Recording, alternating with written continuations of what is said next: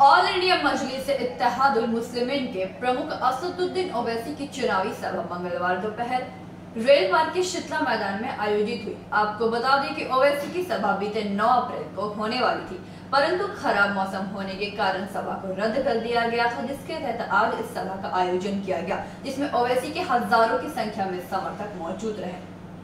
All India Majlis-e-Ittehadul मुस्लिमीन के प्रमुख असदुद्दीन ओवैसी की चुनावी सभा मंगलवार दोपहर रेल पार्क के शीतला मैदान में आयोजित हुई। आपको बता दें कि बीते 9 अप्रैल को ओवैसी की सभा इसी जगह पर होने वाली थी, परंतु अंतिम समय में मौसम खराब होने के कारण ओवैसी का हेलीकॉप्टर उड़ान नहीं भर पाया था, जिसकी वजह से सभा रद्द कर दी गई थी। सभा के दौरान हजारों की संख्या में ओवैसी के समर्थक मौजूद हुए। इस दौरान पुलिस द्वारा कड़ी सुरक्षा व्यवस्था की गई थी। ओवैसी का हेलीकॉप्टर आसनसोल के पोलो ग्राउंड में उतरा, जहां से गाड़ियों के काफिले द्वारा आसनसोल शहर होते हुए नगर निगम मोड़ से रेल पार्क के ओके रोड जहांगीरी मोहल्ला होते हुए सभा स्थल तक पहुंची। असदुद्दीन ओवैसी ने सभा को संबोधित करते हुए तृणमूल पर जोरदार हमला बोला। उन्होंने कहा कि अपने 60 साल कभी कांग्रेस, कभी सीपीएम तथा अब टीएमसी को वोट दिया है। तृणमूल प्रमुख ममता बनर्जी अब अपना गोत्र बता रही हैं। आज वह आईएमए को भाजपा की भी टीम बता रही है। उस समय उन्हें भाजपा की भी टीम नहीं लगी। जब नंदीग्राम के आंदोलन में मेरे साथ अब्दुल वहाब साहब वहां गए थे, तब उनका साथ दिया था। ममता बनर्जी ने कभी ये नहीं बताया कि बंगाल के मुस्लिमों के लिए उन्होंने क्या काम किया है। आज ममता बनर्जी बंगाल के अल्पसंख्यक से अपील करती है कि वह तृणमूल को वोट दे। आज बंगाल में मुस्लिमों का यह हाल हो गया है कि 16% मुस्लिम बच्चे स्कूल नहीं जाते एवं 11% मुस्लिम बच्चे शिक्षा ग्रहण कर रहे हैं। ममता बनर्जी यह बताए कि बंगाल में कितने फीसदी मुसलमानों को नौकरी मिलती है। हमारे हक को हासिल करने के लिए अब हम लोगों को एक होकर वोट करना होगा और हमें अपनी शक्ति बढ़ानी होगी। साथ ही उन्होंने कहा कि भाजपा द्वारा जब ट्रिपल तलाक का बिल लाया गया था, तो ममता बनर्जी ने सदन में वॉकआउट कर गई थी। इससे साबित होता है कि वह हमेशा भाजपा का साथ देती थी। इसीलिए हमारे अधिकार को पाने के लिए और हमारी शक्ति को मजबूत करने के लिए हमें मजबूत होना होगा। इसके लिए हमें वोट देना होगा। दानिश अजीज को जीता कर हमें मजबूत करना होगा, तब हम अपना अधिकार पा सकेंगे और हमारा इस्तेमाल नहीं हो सकेगा।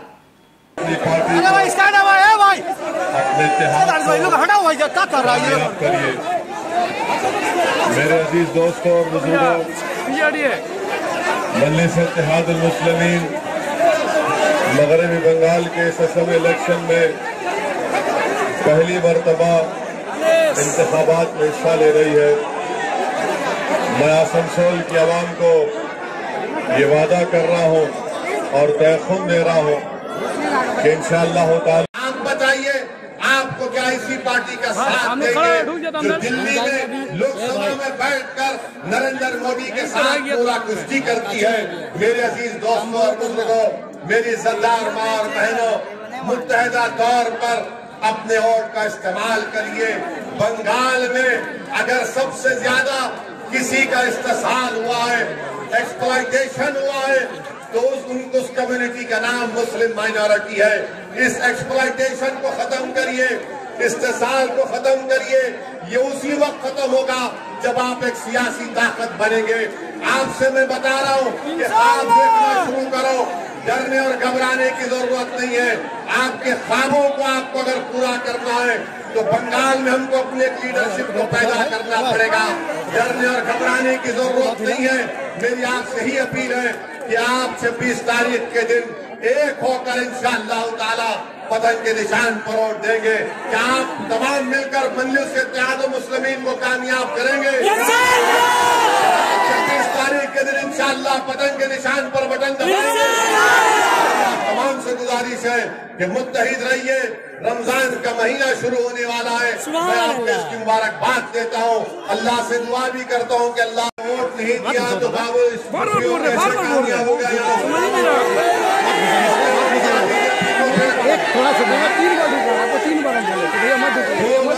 MP बन गया बीजेपी का आसनसोल से, और जादवपुर यूनिवर्सिटी का एक गोल्ड मेडलिस्ट बच्चा जब CAA के कानून को फाड़ता है, तो यही यहाँ का बीजेपी का MP कहता है कि मैं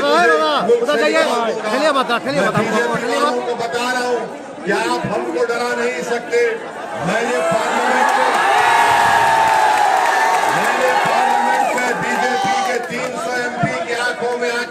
बढ़कर नरेंद्र मोदी की सरकार के सामने CAA के कानून को फाड़ दिया। मैं आपसे गुजारिश करने आया हूं कि आप मुत्तहिदा तौर पर अपने वोट का इस्तेमाल करिए। आपको डरने और घबराने की जरूरत नहीं है।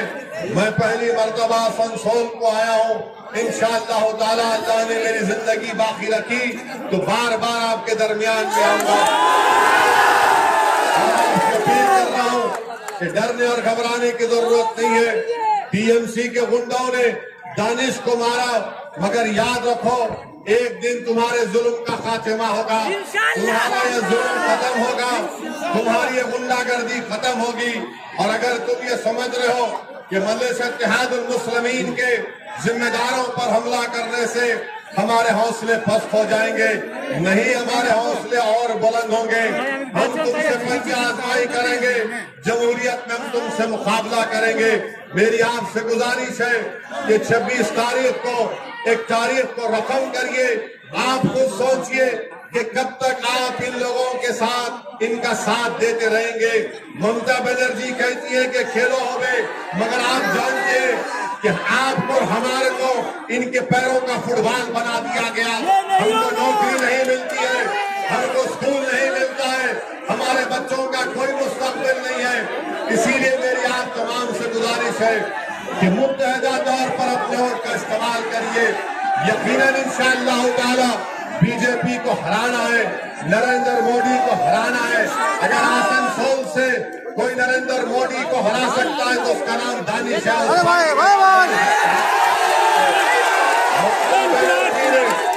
ममता बनर्जी ने खुद 30 अप्रैल 2000 यही ममता बनर्जी बीजेपी के साथ थी। मेरे अजीज दोस्तों और बुजुर्गों, मेरी आपसे ही गुजारिश है कि अपने के वोट का सही इस्तेमाल करिए।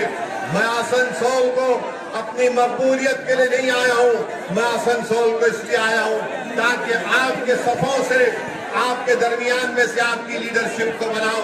आप लीडर बनिए, आप क़ियादत करिए, आप मुस्तक़बिल के फैसले नौजवानों को करना है। क्या टीएमसी जो अपने आप को हिंदू ब्राह्मण पार्टी कहती है, वो कब तक हमारे मुस्तक़बिल के फैसले करेंगे? आज जो बीजेपी का कैंडिडेट यहाँ पर है, क्या वो टीएमसी के कैंडिडेट का चेला नहीं था?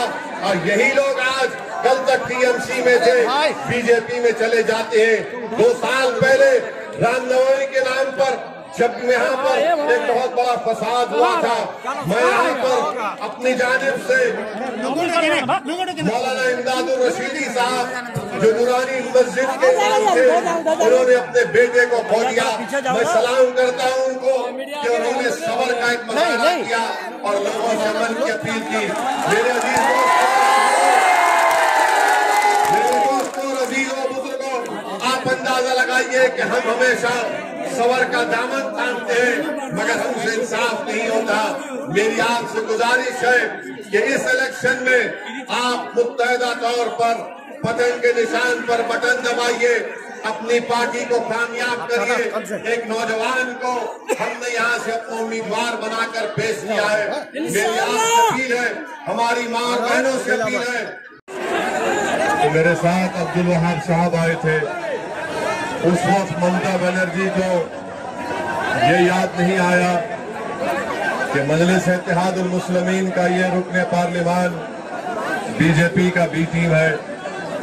आज ममता बनर्जी ये नहीं बता सकती कि आसनसोल में कितने नौजवानों को उन्होंने 10 साल में नौकरी दी। ममता बनर्जी ने गरीब नौजवानों को रोजगार नहीं दिया।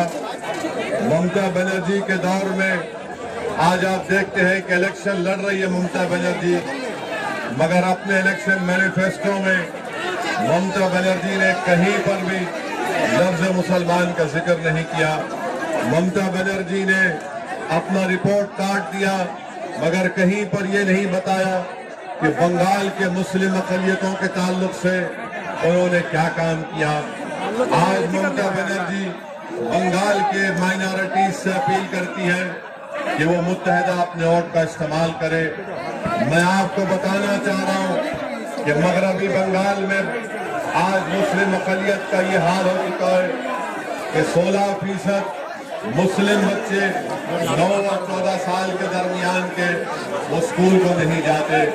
आज हायर एजुकेशन में सिर्फ 11% मुस्लिम माइनॉरिटी के बच्चे तालीम हासिल कर रहे हैं। आज आपको जानकर हैरत होगा और आपको तकलीफ होगी कि बंगाल की जेलों में 38% मुसलमान जेल में है। आज आपको जानकर ये बड़ी हैरत होगी कि आज गवर्नमेंट की मुलाजिमतों में सिर्फ 6% मुसलमान को नौकरी मिलती है।